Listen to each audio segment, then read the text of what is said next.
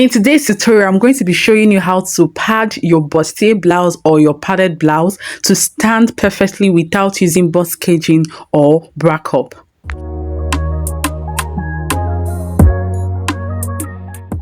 In our last video, we learned how to draft the pattern for this deep and full bustier. So if you've not seen that video, please check out my channel and you will see it. Today, we're going to be cutting and we're going to be padding, okay? So the first thing I did was to go ahead and use hairstay on my main fabric, okay? I ironed hairstay onto my main fabric. I use cotton hairstay, but use whatever hairstay you have available to you. Then I'm adding sewing allowance around my patterns, okay? I'm showing you people how I did this in this video because when I post without showing you people how to do this, there's a lot of questions that come up, okay? So this is how I add my allowance, okay? I'm not eyeballing anything. I'm using tape to measure around the 1/2 inch that I actually want to use, and then I'm going to use my chalk to mark it, and then I'll cut it out, okay? So don't use your eyeball to just measure 1/2 inch. Use your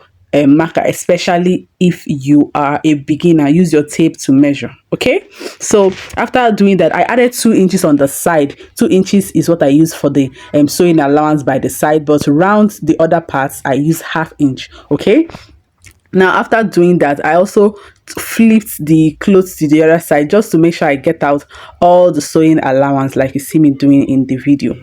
I'll also do the same thing for the back. I added 1/2 inch around the other parts, but I added 2 inches to the side, okay? I also went ahead to mark the dart on the fabric, okay? So this is going to serve as a guide when I'm placing my darts. So this is what we have for the back. I ironed hairstay on the main fabric, but I didn't bother adding hairstay on the lining. But you can go ahead and add hairstay on your lining or paper gum on your lining. Now for padding the front, I'm going to be using 3 padding materials. I'm going to be using hairstay.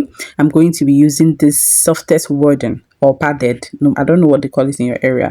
Then I'm going to be using this teeth padding. I don't really know the name of this interfacing, okay? So if you know the name, please tell me in the comment section, all right? Then for the first layer of wording, I'm going to be cutting the full length of the 1/2 length, okay? I'm going to cut the full 1/2 length. If you're doing a bustier blouse, you can get to the 1/2 length and stop, or you can cut the full length of the front, okay? Then I will cut another piece, but this piece will stop at the underbust, okay? Even if you're sewing a bustier, this second piece should stop at the underbust. Then for the side, I'm going to be measuring out my sewing allowance that I marked, and then I'm going to mark my bust divided nipple to nipple divided by 2 plus 1 inch. But if you're on a bustier size, you mark nipple to nipple divided by 2 plus 1.5, okay? So the way I just circled it out now is what you're going to do, okay? Just follow the way I'm doing it on the video, and then you're going to get the same result, okay? Then I'm going to just cut out what I have.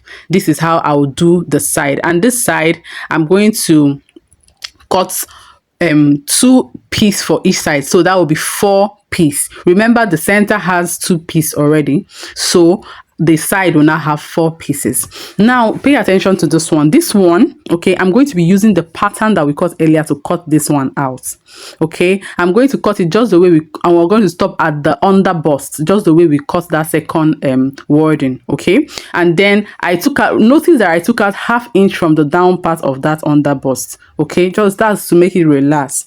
I will now go ahead and cut out the side of the pattern. When I place this with the main fabric, you will see why I'm using the pattern. This is so that when I place it, it will stop at that 1/2 inch sewing allowance that we gave. You see the way it stopped at the 1/2 inch sewing allowance that we gave. Then I will use the wording to cut out the roundness that we already have in the wording. I hope you are following. See, if you have any question whatsoever, do well to ask me in the comment section. I'll be right there to answer your questions, okay? Now you see what we have. There is space for us to sew it round because of the sewing allowance that we already have, okay? That's why we used the pattern to cut this one, okay? Now for layering our wording, I use hemming gum, okay? So I use this hemming gum because sometimes the gum in the wording that the wording comes with is not really sufficient to hold it down onto the fabric. So I will place hemming gum first, and then see, if you don't have a steam iron, you're going to be generous with your water, okay? So I splash my water using my homemade water can. Okay, I'll splash my water. I don't know who else uses this kind of water can like myself. All right, so I'll splash my water and then I will attach the two layers of wording, and then I covered it with hairstay. Now, covering with hairstay is not compulsory. This is just me trying to make it as neat as possible. Okay, so for the centerpiece, I'm using my hemming gum again, and then I'll place it. You see the way this, I cut out that ½ inch down at that half length. You see the way it's just coming up. This way is going to relax. No matter who is wearing it, it's going to relax. Then I'll also place my hemming gum and put the other layer of the wording, okay, and iron. Just be generous with your iron here, okay. Iron it very well. If you're working with a fabric that is not Ankara, make sure you cover the fabric before you iron so that it will be neat when you're done. Now I'm placing that stiff padding. I don't really know the name. Just don't forget to tell me what it is called in the comment section. So I use hemming gum to place it also. So hemming gum will do you a lot of good once you are doing a padded blouse. Okay, so place your hemming gum, place your padding, and this is what we have. So once again, I like to cover it with with cutting hairstay, just for it to be neat, not for any other reason. Okay, so if you don't want to do that, don't bother. So now you see the way I have my space for sewing. I've gone ahead to sew along that line, so I don't have to come and start measuring ½ inch. I already have the ½ inch for sewing, so I sewed along that line, and you will go ahead to notch this. You see the way it's already looking stiff and strong. See, there is nothing that will make this to fall whatsoever. I'm telling you. I'll also teach you how to iron it, so you won't bother with that. Then I'll go ahead and top stitch. So I've gone ahead to top stitch to the side, and then I'll cut out the excesses that I have, okay, so that when you place it with your main fabric, it won't be poking at all. Then I'll go ahead and do the same thing for the other side. I will join it using that ½ inch that we have, and then I've joined it. I've top stitched also the side, and then I've cut out the excesses. With this, we are done making the lining. Are you not seeing how easy it is? All right, we're done making the lining. Are you seeing the way it's already standing? Okay, so the next thing I'm going to do is to mark my ½ inch sewing allowance around my main fabric. So I'm using fabric marker for this. So if you don't have fabric marker, use chalk. Don't use, this is not pen, no, don't use pen, so that it doesn't spill into your clothes. Okay, the color doesn't spill into your clothes. Now I'm just showing you how I will sew this part. I'll start from the down parts and I'll sew all the way to the up. Okay, so I'll pull the down part gently so that everything will meet at the top. Okay, now notice how I'm going to notch the underbust. I will notch the underbust very well, and I will take out a part of the allowance from the underbust. This is so that when I iron it open, it will lay very, very flat. Okay, so now we are over to the ironing board, and this is where the work is. You're going to iron this thing like your life depends on it. Okay, you're going to iron it like you're ironing your enemy. Okay, so that it will come out looking good, because this is really the secret for a neat work when it comes to bustier. Now look, this is what I do with my tailor's ham. I like use my hand to bring out that pointed edge, okay, and then I will iron it open. If you don't have a steam iron, don't worry, just be generous with your water. And then as you're ironing, once you iron it, you pat it dry. I hope you are seeing the way I'm patting it, because as you're ironing it, the more you're ironing it, you are molding the cup. You are molding the bustier. That's why it will look rounded and full. So once you iron it, while it's still hot, use your hand to mold it. Mold it as you're ironing, okay? And keep stretching and molding, stretching, ironing and molding until you've gotten your desired result, okay? Like you can see, it's already looking very flat and round. It's no longer looking pointy. There are no pointed edges there. Once I've achieved my desired result, I will cut out the excesses that I have. Okay, this way there is no way your bustier will not look very neat when you're done. Okay, so now that I'm done cutting out, another thing I do again, this is me being extra again, is to iron gum stay. Now the reason why I iron this gum stay is so that there will be nothing poking when you place it with the lining. You know, you turn it over to the front, there will be nothing poking, there will be nothing causing excess, there will be no excess in any way. I hope you get that. All right, so I ironed again. You will iron and iron and iron until you've gotten the shape that you want and you're satisfied. Then you can stop. Okay, so iron, iron, iron, iron, iron, iron. All right. If you watch this video to this point, please give this video a thumbs up. You can see all the efforts we put into delivering value to you. So give it a thumbs up. And if you're seeing this channel for the first time, welcome to the family.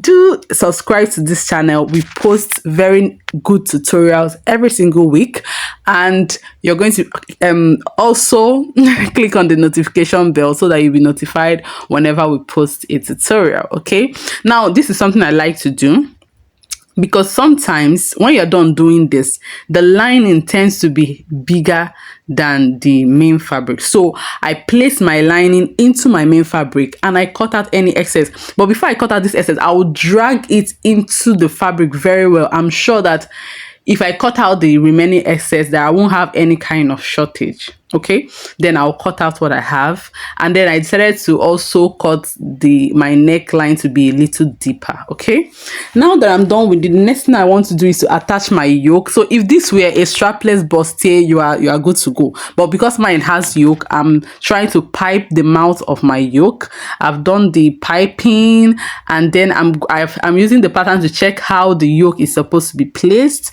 So whenever you cut your pattern for your dress, don't throw away your pattern when you are making the dress, because the pattern is supposed to serve as your guide, to guide you as you are making the dress. You get? So I've gone ahead to place my yoke following the pattern that I've already marked for it, and I went ahead to place my yoke with pins. Okay, then I will cover it with the lining part. So after covering the lining part, what I will now go ahead to do is to sew along the neckline. But before I sew along the neckline, I usually place hemming gum. I do a lot with hemming gum, you guys. I place hemming gum and sew along the hemming gum. This is going to help you very much when you are ironing. When you turn it over to iron, as you are ironing, it is lying flat because there is already gum inside to help you achieve that. You get?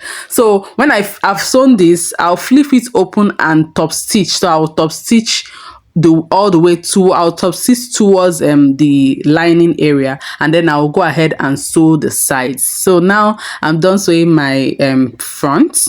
I will turn it over, and then this is time to iron again. Okay, so I'm going to iron this until it looks like one piece. Okay, this is what gives your work that neat finishing. When you are done with your work, your customer should look at it and be like, this person really puts in work in it. Okay, so for the back piece, I'm also introducing my yoke. Okay, so I'm placing my yoke, and then I will sew along the neckline, and then I'm done sewing. I will now notch and flip it open and top stitch. So I'll top stitch towards the lining side, and then when I'm done doing that, I'll now turn it inwards again, and then I'll close the sides. Okay, now that I'm done closing the sides, it's time to iron again.